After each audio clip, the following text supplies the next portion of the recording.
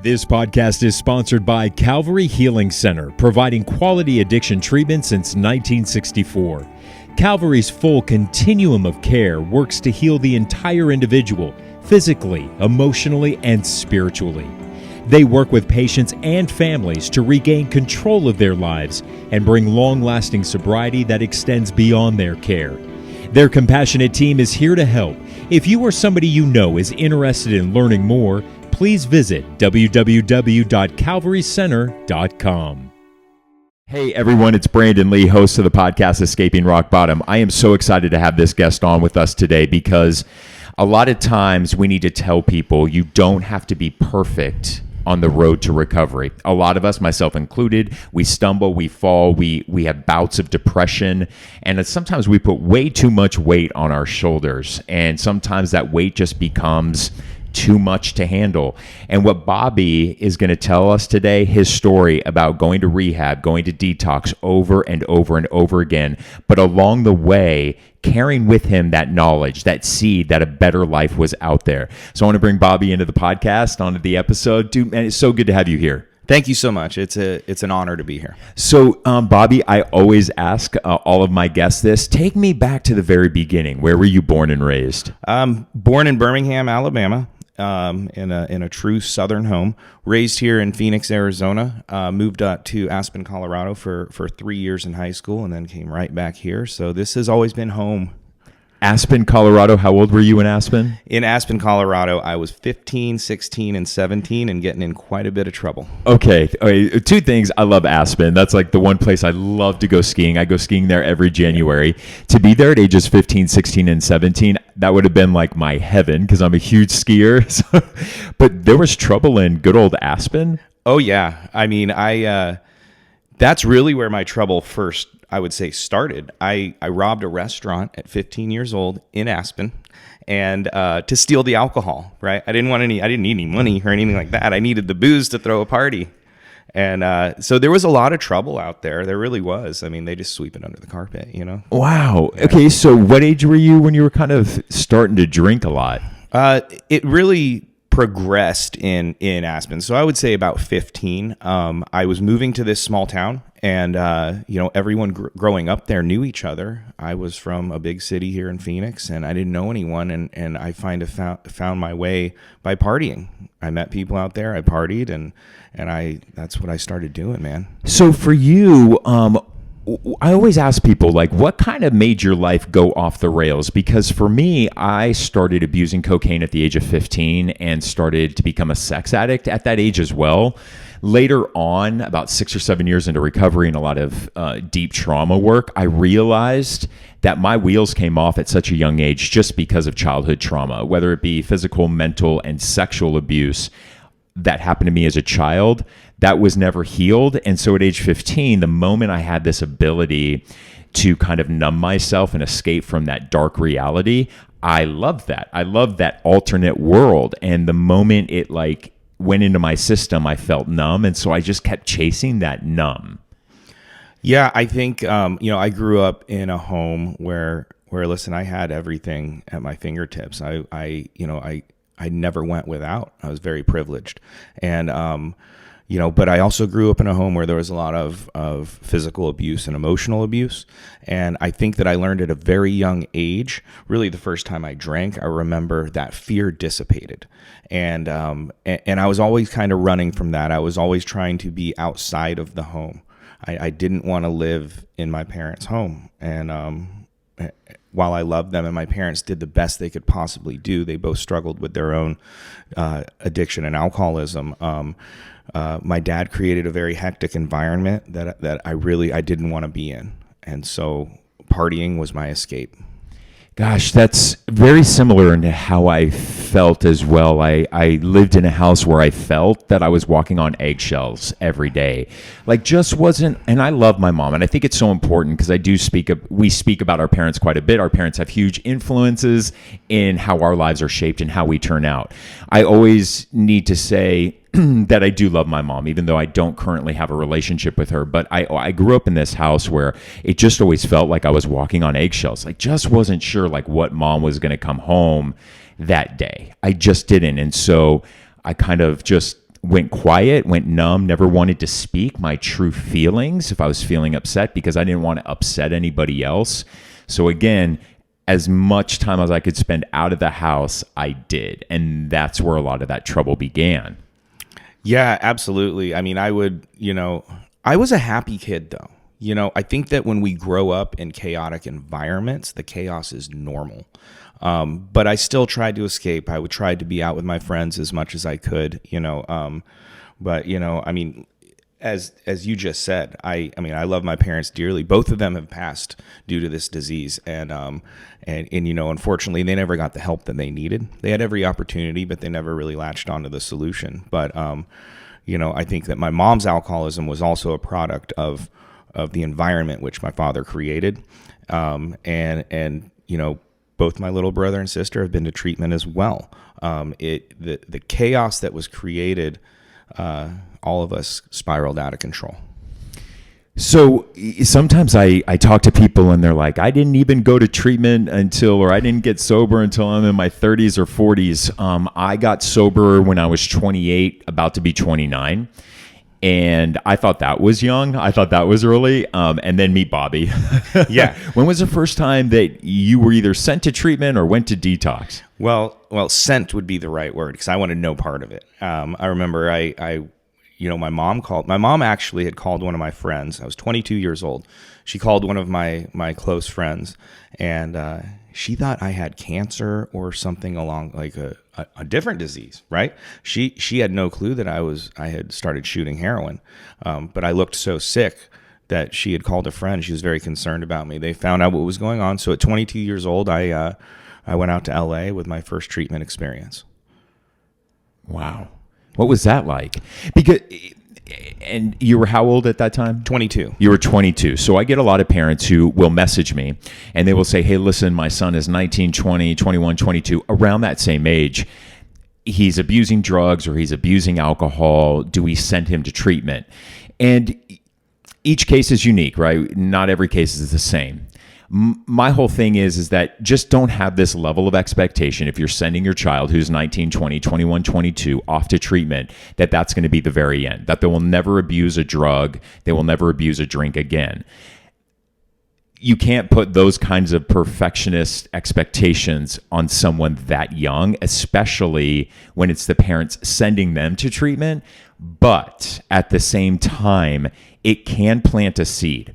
So to let them know that there's another life out there. So maybe they abuse drugs up until they're 30 and they hit their rock bottom there. They will always remember at age of 19, 20, 21, 22 that, wait a second, I went to a place that offered something help for this. And that could be the seed that later on can help somebody else.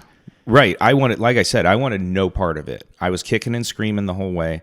I did a shot at LAX. Like, I wanted no part of it. I was not trying to get into any 12-step program. I was not trying to do anything like that. And I was literally counting the days. And then, I remember getting out and it's funny because at 22 years old, that seed was planted. There is help out there, and I left and I had no intentions of staying sober. I just wanted to not shoot heroin. And that seed was planted, but it's funny too, looking back on it, I knew there was something inside of me at 22 that said, I might like a career in this industry, and it's wild to think that way back then. And I found myself right back at the same place at 24, and so you talk about that seed being planted and knowing that there is another option out there. And I'd relapsed on the heroin and I was shooting heroin again. And I remember going, wait, like, that's when I realized I don't want to live like this anymore. But the disease had just taken over. And so I reached out and I went back to treatment at 24. Okay, so how many times in total have you either been to detox or treatment? Okay, get ready for this one. So detox, IOP, PHP, treatment, 17 times. 17 times. Yes. Okay, this is really important part of the conversation because I want people out there to understand. I want people out there to know Bobby has been in and out of some type of treatment 17 different times before you kind of finally got the message and finally got sobriety. addiction is not about perfection. Recovery is not about perfection. Recovery is all about healing ourselves to create a better life. Some will do it faster than others. Some will do it a different way than others. It took you 17 times. Okay, it took you 17 times. But you were learning different things along the way. You were learning different things about a better life through all of those 17 times, right? Oh, absolutely. I mean, I could go back through every experience and say I pulled a nugget here and I pulled a nugget here, and at some point it just I'll say it clicked. You know what I mean? Where the light goes off. But I think I got beaten down to a point where I didn't want to live anymore. I wanted to die, but my ego was too big to commit suicide because, listen, I'm pretty egotistical sometimes. And my ego was way too big. I would wake up in the morning and I would, my search history would be, how I could commit suicide. I was looking up how I could kill myself without people knowing it was suicide.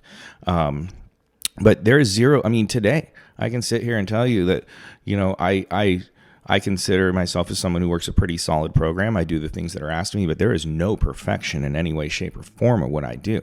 And, yes, I grab bits and pieces, but recovery is not about perfection. I think it's about growth.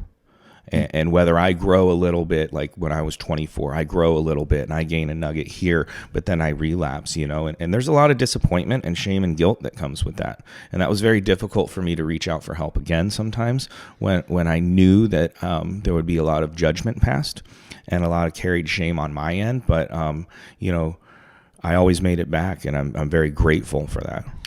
I'm really glad you're speaking about that, because I think that the reason why that shame exists is because we do in recovery compare ourselves to perfection, and we compare ourselves so often to other people who may be in our treatment center, other people who are in the rooms, or just other people in recovery.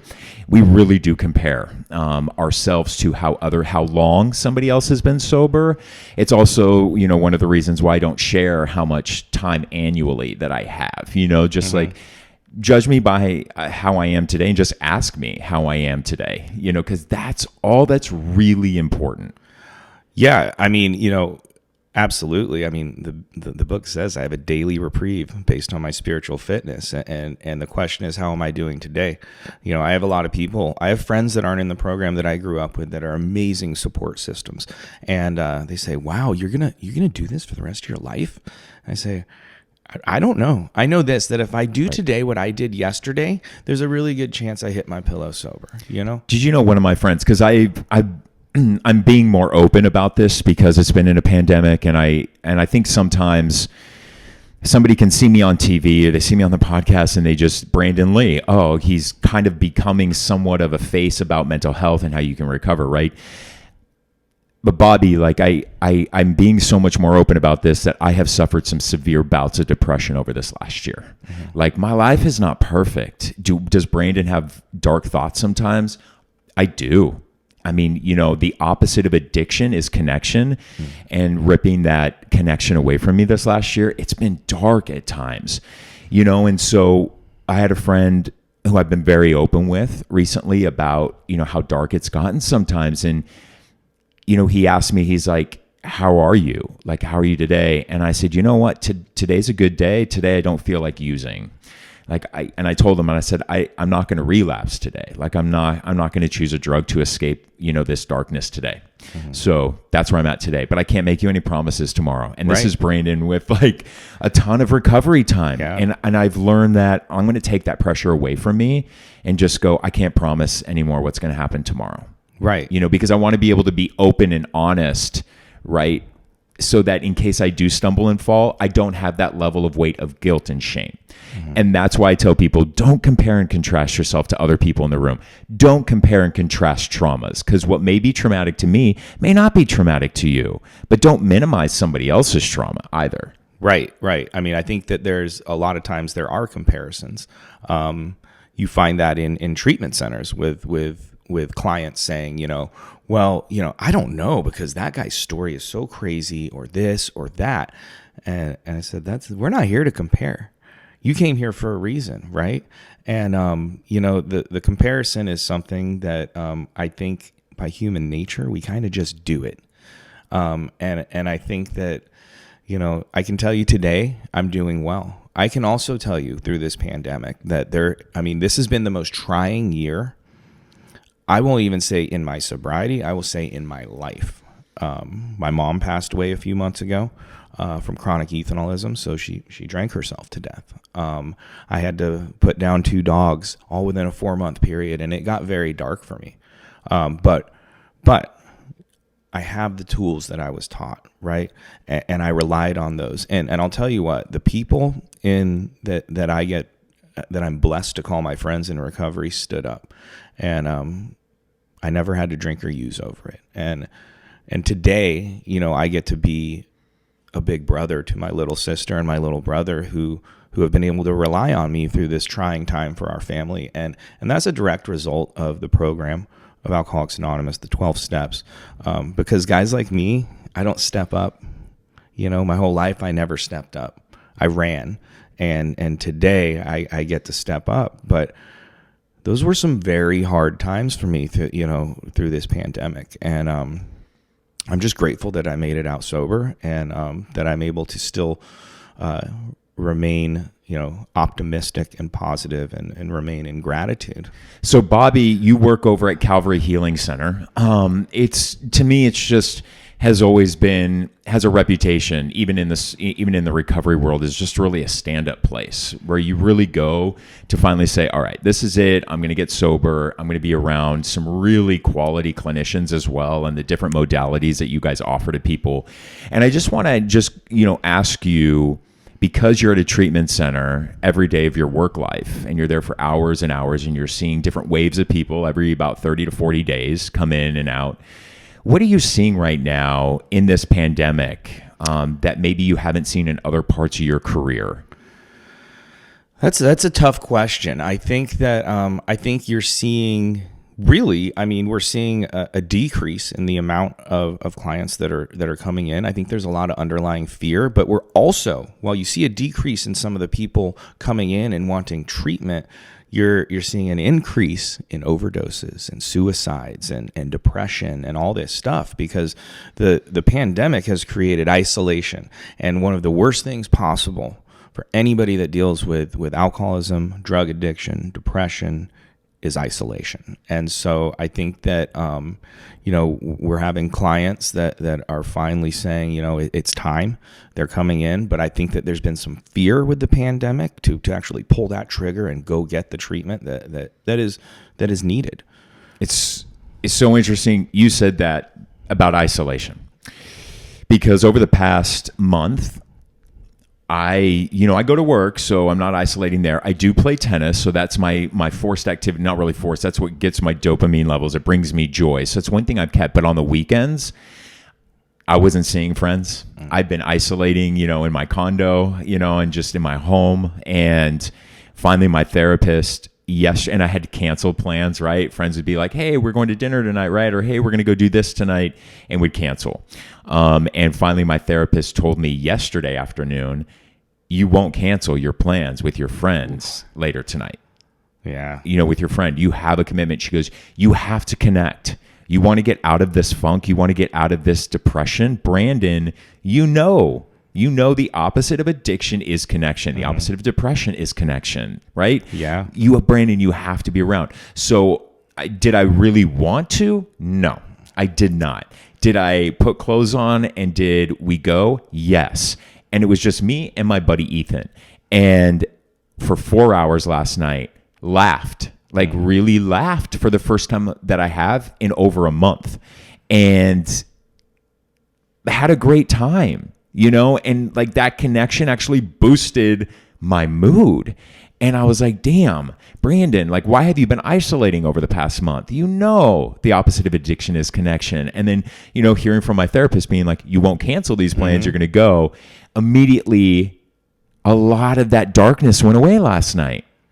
The therapeutic value of connection is It's funny because I want to be like, it's mind blowing, but it's like so simple. We know it. You know what I mean? And like, you know, even before the my mom's passing away and me having put down the dogs, like before that, when the pandemic first started, I was isolating. For the first time in my sobriety, and I was terrified. I was living in fear again. And I'll tell you what, it doesn't happen often where I think about a drink or a drug. But I had these fleeting thoughts, right? And I was like, gosh, I'm not doing anything. I'm sitting at home, you know, all this stuff. And the thoughts did pop up. I'm an honest person. I'm not going to lie. I'm not going to tell people, hey, like, I'm doing great. You know, I'm not going to do that, because the reality of the situation is that I was isolating. I was not having that connection that you're speaking of. And therefore, because I'm a drug addict and an alcoholic, my disease will try and get me when I'm down. And it knew that I wasn't doing anything. You know, I live alone, and it was like, okay, maybe we should pop this into his head and have him think about going to get a drink. And another thing too is that I tell people, you know, listen, it's okay to not be okay. Just try not to be not okay for too long. But it's okay to not be okay. Just be honest about it, because if I'm depressed and I lie to my friends, right, my trusted circle, if they ask me, Brandon, how are you? And I lie and say I'm good, that's actually sending me darker into that hole and closer to a relapse and closer to that escape. But the moment I verbalize, like, hey, Ty, I'm depressed, man, and I can't get out of this funk. It actually, just even saying that level of honesty, right? That I'm not perfect. I'm going through some dark times right now. Public perception of Brandon may be like, oh, he has a perfect life. Right. But I have to be able to have that close circle of friends around me and say, hey, man, I'm struggling today. Okay. I don't see myself using, but I'm struggling right now. That actually helps. It takes the weight off. But if I lie, that weight becomes heavier. What do you say to people, Bobby, who go to treatment, don't get it the first time, go to treatment again, don't get it the first time, maybe go to treatment again, don't get it the third time? First off, what do you say to that addict? And then I'll follow that up by, what do you say to the family? I want to focus on the family of addicts as well. After you say, what's your message to that addict who goes, doesn't get it, goes and doesn't get it? My message to them is, look at me. You know, my message to them is if you do the work, because this is a program of action. We all know, anyone in a 12-step program understands that, you know, you don't just remove the drugs and alcohol and expect that everything's going to be okay. My message to them is there's hope, that we can do this. And I use the word we, right? That we can do this together, but we're going to have to do a little bit of work. And I just try and relate to them, you know, people that come back for the second, third, fourth, 10th time. I want them to know that I was that person. I was that person that went through Calvary, detox 3 times in residential, 4 times in a 2-month period before I got sober. And I want them to know that there's hope, that you know, like what we were talking about early on, that this isn't about perfection. This is about progress.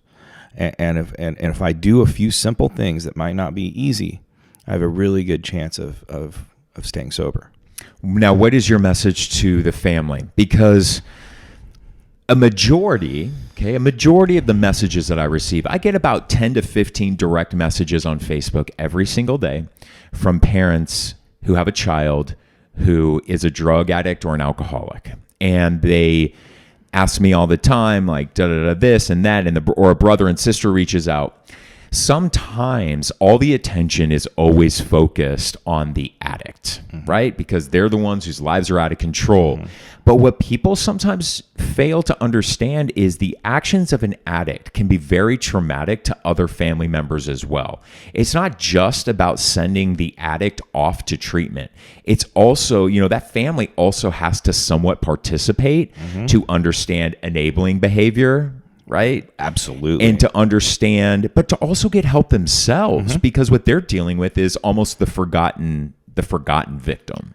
Absolutely. And so how important is it to have the family involved, and where does Calvary kind of step in to make sure that the family's in tune with, you know, the person that they love who's at treatment? Absolutely. I think it's a vital part to this. If the family is still willing, that's the big thing. Is the family still willing? Because a lot of times, I know for myself that we create a lot of damage, and sometimes the family has already set that boundary, and it's up to the client to be accountable and do the right thing in order to get their family back in their life. But most of the time we have, family members that want to be involved. My message to them is get involved. We offer, we have a family therapist that does different family modules at Calvary. And I'll tell you what, sometimes we have clients that are like, oh, no. Oh, I don't want my family involved in this process. And they come out and their families do the modules and they come out and they go, wow, so we're all about family involvement. I mean, I can't tell you the importance of that. Having everybody on board, because it's a very lonely place. And then you get to treatment. It's lonely being caught in your addiction. And you get to treatment and you're like, oh my gosh, I don't know any of these people, and now I'm in this facility, and it's a very lonely place. And sometimes having those 3 or 4 family members that are going to be involved in your treatment process, having them cheering for you on the sidelines makes all the difference in the world. I've had a couple of sponsees over my time, and addicts do a ton of damage, right? I mean, we're like my nickname in Hollywood when I lived in LA was Hurricane Brandon. Yes. I would just like go into a bar, be like a hurricane for like 10 minutes, cause a lot of chaos, and be right out the door and just say bye to all the damage. Right. It's crazy. I've had a couple of addicts, and this is just life lessons for anybody when it comes to making amends or making apologies, right? An apology isn't just like, hey, I'm sorry. I've had so many guys, sponsees, be like, a month in, they're like, okay, I need to go like say I'm sorry to my parents. I need to go do this. I need to repair this. And I always say no. Okay, ready? When we make amends, we apologize for our behavior. How we win and rebuild those relationships is through action. Our families, they don't necessarily need the, hey, listen, I apologize for what I did. They want to see that changed behavior, right? Because as addicts in our addiction, before we get to that part of treatment, we've given a lot of those. I'll never do it again. I'm really sorry, right? Words to an addict, to their family, eventually mean nothing. So I always tell the addict, don't focus on those relationships yet. The only relationship you got to focus on right now is the one with yourself. Heal yourself. Begin to make better life decisions. Be better for yourself. That's all your family wants. That's the true amends. Those relationships around you will naturally heal. Those people who you burned in the past, a lot of times, when they see that change behavior, that you're trying to be a better you, they'll be drawn back to you. Absolutely. I mean, I can't even, I sponsor quite a few men and myself, just because I was taught to do that, and that helps me in my sobriety. But I wanted to, we hear it a lot from clients. When do I get to do this? Right. And you hit the nail on the head. How many times did my family hear this lip service of, I'm so sorry, or I don't remember, or it's going to be different this time, or I'm getting out of treatment. No, don't worry. I'm just going to drink, or whatever it may be. They've all heard it. Everyone knows what we're talking about. And, my sponsor, obviously, the steps are numbered and in order for a reason. And I remember making those amends. And for me, a lot of it was based. A lot of it was very family oriented. I have quite a few cousins that are like brothers and sisters, and then my brother and my sister, and one cousin in particular, Lindsay. She's always supported me through my ups and downs, and she was sick of my stuff. You know what I mean? And she met with me and she allowed me to make my amends. And she kind of, she said, we'll see, and it's about accountability. And you're right. It's about those actions. It's about taking action. Before earlier, I said, this is a program of action, right? It's not just going to come. And for me, taking actions and taking responsibility and accountability for my behaviors shows to people, that's the change, because I never did that before. That was something I never did. Now, on the other side, I had a cousin who wouldn't talk to me for 2 years. And I didn't get to make my amends to her and her family until after 2 years into my sobriety. And at times it built resentment. What? You see this? You talk to the other family members. How could you? But the reality is it taught me a valuable lesson. And the thing about that, and this is the biggest thing I gained from that, I was the one. It was my actions and behaviors that caused that, right? And so it wasn't up to me when I got to make those amends. It was up to them when they were willing to listen, and they wanted to see more action than everyone else. And it helped me grow in my recovery, and it helped me learn a lot. And while at times it created resentment, today I'm grateful for that experience, and I'm grateful for my family and my my brother, my sister, my cousins, my aunt that have been supportive through this whole thing, and that they actually listened to my amends. But they I was becoming responsible, but they held me accountable. They didn't believe me, and they had every right to not believe me, because my past track record shows I'm probably lying. And so, but I learned so many valuable lessons, and for anyone that's early in recovery or is about to embark on this journey, I want them, to know that we need to be accountable for our actions. And you're 100% correct. My actions are going to speak for my recovery, and eventually, I've gotten every relationship back that I lost. And through the amends process, what's so beautiful for me is the majority of the people I did make amends to have accepted me back into their lives. But there were 2 amends that they did not want to hear it. Mm-hmm. And that was, I was about 9 months into recovery when I started to make those amends. And they didn't want to hear it. And you know what? That's okay. It is okay. It is okay. It was a little, I was a little hurt by it at the beginning, because I'm like, dang, like I really want them to know, like, I'm sorry for that behavior. But not everyone's always going to be open to that. And that's their choice. And you have to respect it. We have to respect it. But again, that amends process is okay, but I have changed. And it's about really for me to release and let go. Right.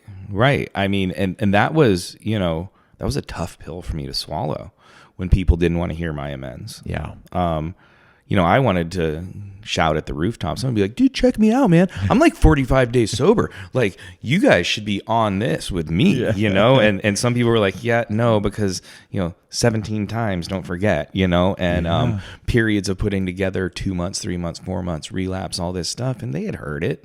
How many times have I made amends? I can't even tell you, so that's where that acceptance comes into play, of, yeah, it's okay. It's okay. And they have every right to say, I don't want to hear it. Yeah. And, as we begin to close today, I just want that person out there who maybe did relapse during this pandemic or has stumbled a couple of times during this pandemic, my message to you, and maybe you are carrying around that burden of shame, to either choose once again a life of sobriety because you're afraid of how others will look at you and judge you. I just want to look at you and go, well, of course you did. It's okay. Like, of course you did. Like, look at the crazy world that's happened over this last year. Of course you did. And it's all good. Yeah. Like, you didn't lose what you had beforehand. Let's get you back on track, and you can still build a beautiful life, and stop looking at your life in shame in that dark little spot, that blip on the radar of your recovery track. Stop looking at that in shame and look at it as like a learning lesson. I have heard people, to be quite honest with you, I have heard countless stories of people who have relapsed, and how grateful they are for it, because their recovery is actually stronger now after the relapse than had they not. Yeah, absolutely. I mean, yeah, for somebody out there that's struggling to come back, we will welcome you with open arms, and we will give you a hug. And, I know it can be tough, but I agree. I mean, I can't agree with you more as far as, if hypothetically, let's just throw it out there. Let's say I had put together a few years and I relapsed. Right. That relapse doesn't take away what I learned and the growth that happened over those 2 or 3 years. I'm just changing a number, man. And it's just a number. Exactly. Right. Exactly. And so, let's keep doing this, man. Sometimes the only thing we can do is continue to fight the good fight. Yep. And, I know me personally, I will welcome anyone back with open arms and give them a big hug and say, welcome home. And as we close, I would even say this, is that I have met guys who in recovery who have 3 years, 4 years, And I want to hang out with them because I look at their life's work, at their life's action in that moment, and I'm like, that you're badass. Like, I want to hang out with you. I will also say that I have met people in the rooms with 30 plus years and they're miserable SOBs. And I'm like, I don't care that you have 30. Like, you're miserable. I don't want to hang out with you. So I always say, it is not the quantity of time. It is absolutely the quality of time. 100%. You know, they say, hang out with people where you want what they have, right? I'm sorry. The dude that's miserable at 30 years, I don't want any part of what you have, right, like in any way, shape, or form. Like, I'm attracted to the people that are smiling, laughing, and filled with joy, because I didn't get sober to be miserable. I got sober to be happy and have joy in my life, you know? Yes. I love that message to close on. Bobby, thank you. Thank you so much. Thank you so much, and continue the great work over at Calvary Healing Center. I always believe that if we are to end the stigma and break through to other addicts, it takes another addict to break through to another addict. And so continue the work that you're doing over at Calvary. And thank you for listening and watching today. I just want to let you know, like, when I got sober, I never went to treatment and I never went to rehab. I wish I did. I wish I did, because the stigma around even just going to treatment for me was so bad at the beginning, because I said, gosh, if I go to treatment, Brandon must be real, real bad. But the reason why I wish I did is because those first few years that I chose to just go to meetings, I was white knuckling a lot. And had I gone to treatment, I would have built an incredible foundation all the way around, and then could have just done meetings. And so I always say it's 12 steps plus what. And if you're debating whether or not to go to treatment, whether it be for 30 or even 60 days, really consider it. The different modalities, the trauma therapy and that work can get you so much further advanced early on into recovery. So if you're debating it and you're thinking about going to treatment, we're going to share more about what Calvary Healing Center offers right now. This podcast is sponsored by Calvary Healing Center, providing quality addiction treatment since 1964. Calvary's full continuum of care works to heal the entire individual, physically, emotionally, and spiritually. They work with patients and families to regain control of their lives and bring long-lasting sobriety that extends beyond their care. Their compassionate team is here to help. If you or somebody you know is interested in learning more, please visit www.calvarycenter.com.